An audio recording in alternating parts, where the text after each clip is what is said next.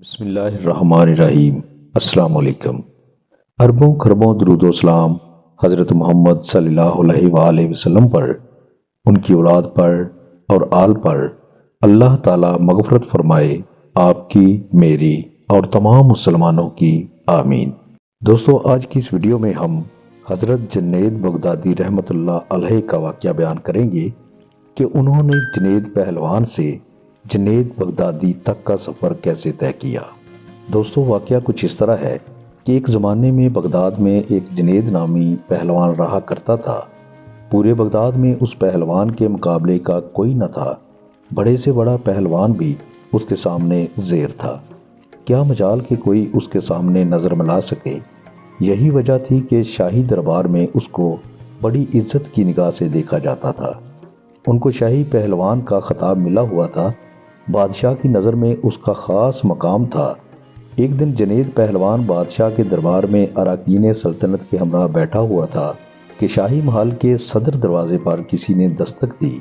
خادم نے آ کر بادشاہ کو بتایا کہ ایک کمزور و ناتواں اجنبی شخص دروازے پر کھڑا ہے، جس کا بوسیدہ لباس ہے۔ کمزوری کا یہ عالم ہے کہ زمین پر کھڑا ہونا مشکل ہو رہا ہے۔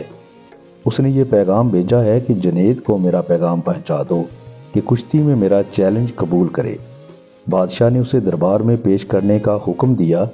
اجنبی ڈگمگاتے پیروں سے دربار میں حاضر ہوا۔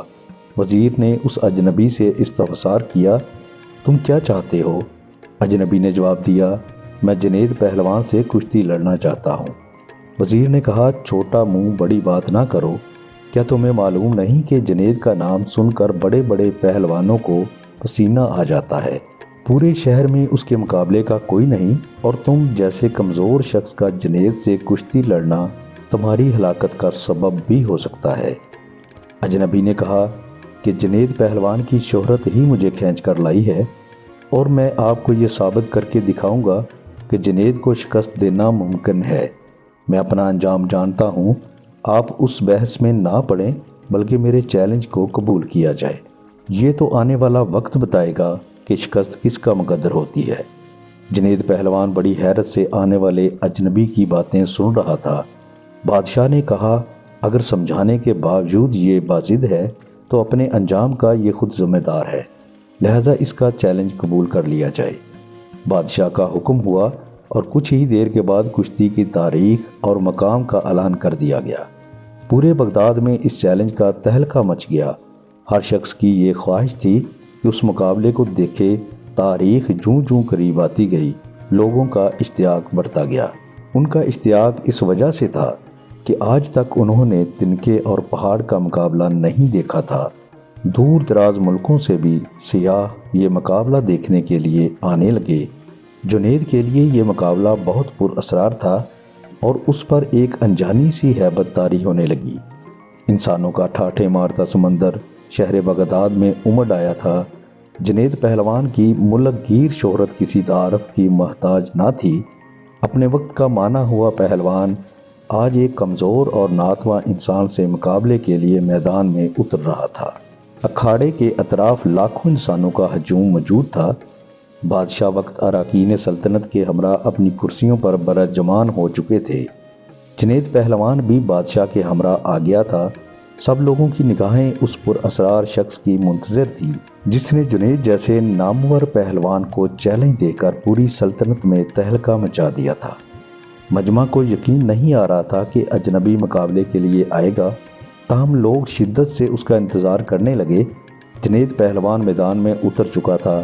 اس کے حامی لمحہ بہ لمحہ نعرے لگا کر حوصلہ بلند کر رہے تھے کہ اچانک وہ اجنبی لوگوں کی صفوں کو چیرتا ہوا اکھاڑے میں پہنچ گیا۔ ہر شخص اس کمزور اور ناتواں شخص کو دیکھ کر حیرت میں پڑ گیا کہ جو شخص جنید کی ایک پھونک سے اڑ جائے، اس سے مقابلہ کرنا دانشوری نہیں۔ لیکن اس کے باوجود سارا مجمع دھڑکتے دل کے ساتھ اس کشتی کو دیکھنے لگا۔ کشتی کا آغاز ہوا۔ دونوں آمنے سامنے ہوئے، ہاتھوں میں ہاتھ ڈالے گئے، پنجہ آزمائی شروع ہوئی۔ اس سے پہلے کہ جنید کوئی داؤ لگا کر اجنبی کو زیر کرتے، اجنبی نے آہستہ سے جنید کے کان میں کچھ سرگوشی کی۔ جنید کے چہرے کا رنگ متغیر ہو گیا۔ بہرحال کشتی کا آغاز ہو گیا۔ اجنبی شخص اور جنید پہلوان نے آپس میں پنجہ آزمائی شروع کر دی۔ کشتی لڑنے کا انداز جاری تھا۔ بوڑھے میں لگتا تھا کہ جوانی لوٹ آئی ہے۔ پینترے بدلے جا رہے تھے، داؤ پیچ کے مظاہرے جاری تھے۔ ہجوم کا جوش و خروش بڑھتا گیا۔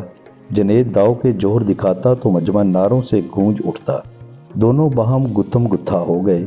یکا یک لوگوں کی پلکیں جھپکیں، دھڑکتے دل کے ساتھ آنکھیں کھلیں تو ایک ناقابل یقین منظر آنکھوں کے سامنے تھا۔ جنید چاروں شانے چت پڑا تھا اور بوڑھا شخص سینے پر بیٹھے فتح کا پرچم بلند کر رہا تھا۔ پورے مجمع پر سکتہ طاری ہو چکا تھا۔ حیرت کا طلسم ٹوٹا اور لوگوں نے ضعیف فاتح کو کندھوں پر اٹھا لیا۔ میدان کا فاتح لوگوں کے سروں پر سے گزر رہا تھا۔ ہر طرف انعام و اکرام کی بارش ہونے لگی۔ ضعیف فاتح پہلوان بیش بہا قیمتی انعامات لے کر اپنے مسکن کی طرف چل دیا۔ اس شکست سے جنید کا وقار لوگوں کے دلوں سے ختم ہو چکا تھا۔ ہر شخص انہیں حقارت سے دیکھتا گزر رہا تھا۔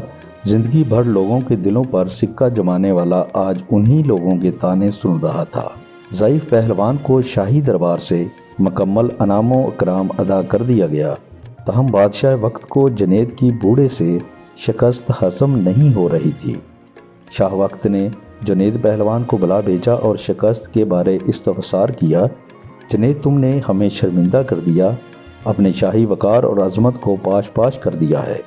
کیا تم بک گئے تھے؟ جنید بغدادی خاموش رہے۔ بادشاہ نے اونچی آواز میں سچ بولنے کا حکم دیا۔ جنید بغدادی نے شاہ سے دست بدست عرض کی، جناب والا، میں جرمانہ ادا کرنے کو تیار ہوں، مگر کچھ نہ پوچھیں تو بہتر ہے۔ تاہم بادشاہ نے سختی سے حکم کیا، سچ بیان کیا جائے۔ جنید پہلوان نے عرض کی، ہاں حضور، میں جان بوجھ کر ہارا ہوں۔ یہ سچ ہے کہ اپنے شاہی وقار کو پاش پاش کیا ہے۔ مقابلے میں ہار کر جو بے عزتی کا سودا کیا ہے، اس کے سامنے بڑے بڑے رتبے ہیچ ہیں۔ آج سے پہلے اتنا قابل فخر سودا کبھی نہیں کیا۔ یہ تو بہت ہی سستا سودا کیا ہے کہ جس کا منافع شمار سے باہر ہے۔ مجھے اپنی ہار پر کوئی شرمندگی نہیں ہے۔ بادشاہ نے تفصیل سے تمام رویداد سنانے کا حکم دیا۔ جنید گویا ہوئے کہ مقابلے سے قبل بوڑھے پہلوان نے میرے کان میں سرگوشی کے انداز میں کچھ کہا تھا، جس نے میرے اندر ایک زلزلہ برپا کر دیا تھا۔ اس نے میرے کان میں کہا تھا، اے جنید، میں کوئی پہلوان نہیں ہوں، زمانے کا ستایا ہوا ہوں۔ میں آل رسول صلی اللہ علیہ وآلہ وسلم ہوں۔ سادات گھرانے سے میرا تعلق ہے۔ میرا ایک چھوٹا سا کنبہ کئی ہفتوں سے فاقوں میں مبتلا جنگل میں پڑا ہوا ہے۔ چھوٹے چھوٹے بچے شدت بھوک سے بے جان ہو چکے ہیں۔ خاندانی غیرت کسی سے دستے سوال نہیں کرنے دیتی۔ رسول زادیوں کے جسم پر کپڑے پھٹے ہوئے ہیں۔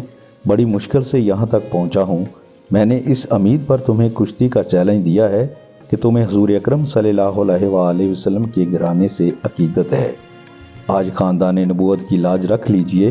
میں وعدہ کرتا ہوں کہ آج اگر تم نے میری لاج رکھی تو کل میدان محشر میں اپنے نانا جان سے عرض کر کے فتح و کامرانی کا تاج تمہارے سر پر رکھواؤں گا۔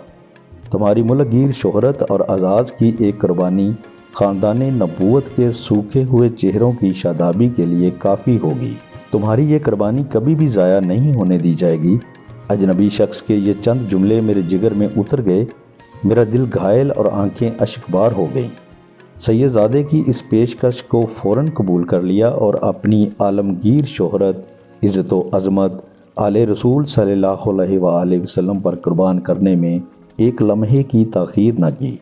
فوراً فیصلہ کر لیا کہ اس سے بڑھ کر میری عزت و ناموس کا اور کون سا موقع ہو سکتا ہے کہ دنیا کی اس محدود عزت کو خاندان نبوت کی اڑتی ہوئی خاک پر قربان کر دوں۔